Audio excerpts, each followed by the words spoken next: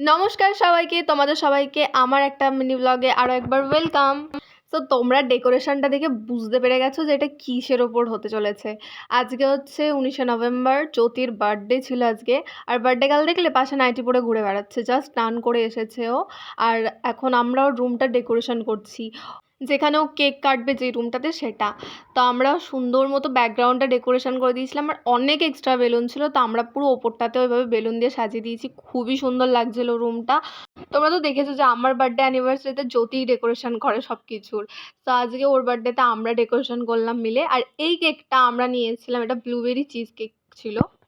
So এখানে birthday গার্লের photoshoot চলছে, ও cake নিয়ে পোজ দিয়ে দিয়ে ফটো তুলছে এখন। অবশ্যই এটা ওর স্পেশাল ডে, তো স্পেশাল ট্রিটমেন্ট তো পাওয়ারই আছে, তাই না? আর আমরা না ভিডিও করতে করতে বার্থডের কেক কাটিংয়ের ভিডিওটাই পুরোপুরি আউট হয়ে গেছে। দেন কেক কাটার পরে না স্প্রে একদম ছড়াছড়ি হয়ে গেছে, মানে যার বার্থডে তার গায়ে বাদ দিয়ে বোধহয় সবার গায়ে একদম স্প্রে পড়ে গেছিলো। আর যেহেতু ওর করে দেখতে পাচ্ছ একটা ছোটো বাচ্চা রয়েছে, তাই আগে ওকে বের করে দেওয়া হলো, কারণ ও ছোটো বাচ্চার এগুলো হচ্ছে কেমিক্যালের জিনিস, ওর গায়ে এটা দেওয়া একদমই উচিত না। আর দেখছো কী কন্ডিশন করেছে লোকের এখানে। তো এরপর আমরা খেতে চলে গেলাম। আজকে ছিল ফ্রায়েড রাইস, ভেজ ডাল আর চিকেন। সো যদি ব্লগটা তোমাদের ভালো লেগে থাকে প্লিজ চ্যানেলটাকে সাবস্ক্রাইব করে দিও। টাটা।